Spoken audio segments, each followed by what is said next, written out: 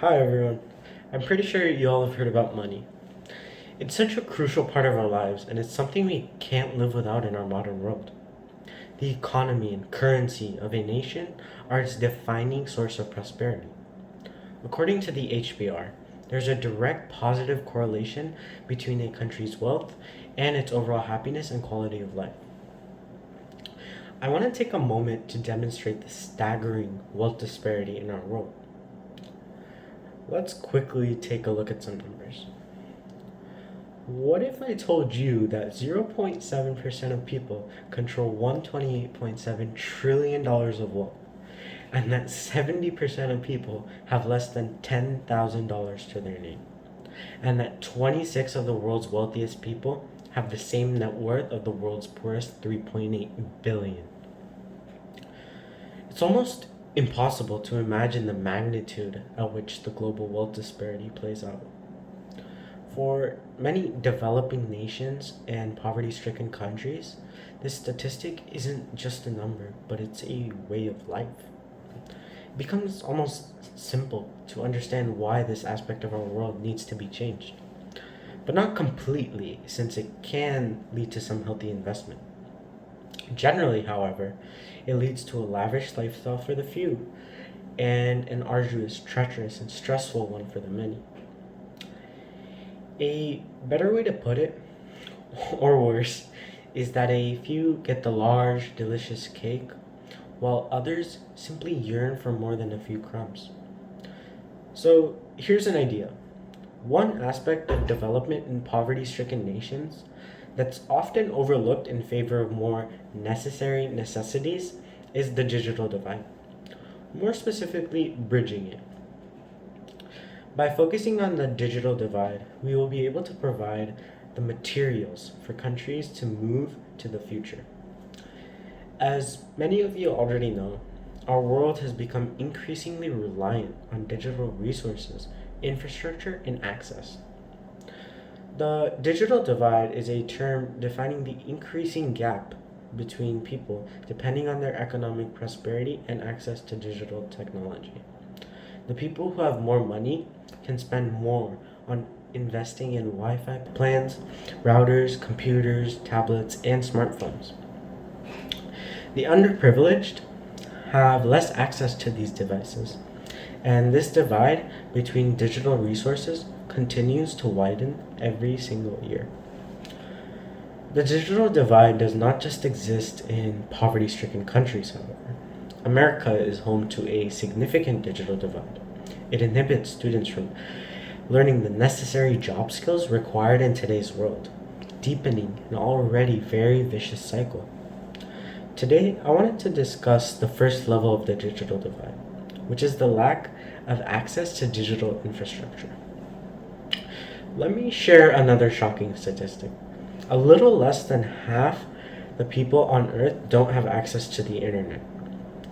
Is it even possible for someone like you or me to imagine a world without the internet? Computer hardware access is generally better than internet access, but not by too much at 49.7% worldwide. That's still a little less than half the people on Earth, 3.9 billion people without a computer or prospect of a digital future. The digital divide has been known to have a high economic and social impact on many people and nations. With the growing number of digital jobs every day, and according to CNBC, with the pandemic ever increasingly moving us towards technology at a faster pace than ever, we need to begin investing in digital infrastructure and global internet access, not just for people to have access to it, however, but for people to build their entire lives off of it. Okay, but how can we solve this? For computer access, we can donate and give back to organizations focused on improving this part of our world. However, this isn't the best solution. It's like a band-aid. We need to heal the wound from the inside out. We need to begin investing in tech companies located within those countries. Why? For one, This provides a boost to the local economy, it lowers import costs, and will eventually be able to provide an inexpensive source of digital hardware. Governments can also offer subsidies to these companies to help promote their reach. For internet access, one might think millimeter wave 5G infrastructure may help. That's actually not the case. Currently, it's much more expensive and unreliable. One tower reaches a smaller group of people due to the properties of the wave itself. Right now, I believe that 4G access will be our best bet. It strikes a good balance between speed and reach. Kenya, in partnership with Google, has recently launched balloons called Project Loon to provide basic internet access to remote regions where building expensive infrastructure may be near impossible due to geographical conditions. For more reach, however, launching a low orbit satellite, although more costly, may prove to be a better solution, which may bring internet access to millions of people. This field is already being investigated by companies such as SpaceX and OneWeb. For countries with already urbanized societies, it'll be much easier to consolidate such infrastructure projects. Keep in mind that some of these countries don't need to walk, they can run. They can skip 3G infrastructure altogether and outdated corporate and consumer tech products, which a country like the US was simply unable to do. Some US companies still use Windows XP, an almost 2-decade-old operating system. Skipping some of the steps that developed countries took will be crucial to propelling developing countries forward in the quickly moving world of technology. This is all easier said than done.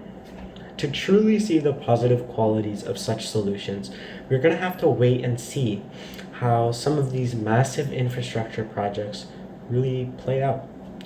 We have seen great strides within the past decade with steadily rising internet usage statistics. However, with current global affairs, we need to accelerate this process.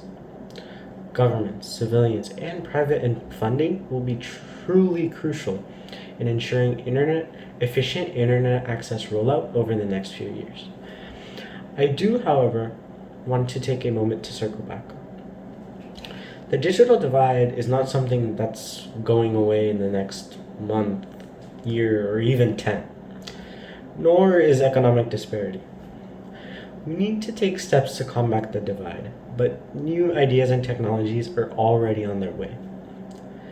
This will eventually play into improving the economic stability and quality of life of millions, if not billions, of people.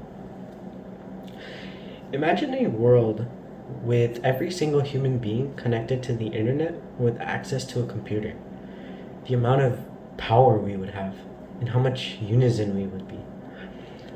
How easy it would be for poor, rural parts of the world to learn, interact, and earn money with the urban. How easily different races, ages, genders, social groups would be able to move and adapt to a new, brighter, and more economically stable world. So, I encourage you to close your eyes and let your imagination for the future run free.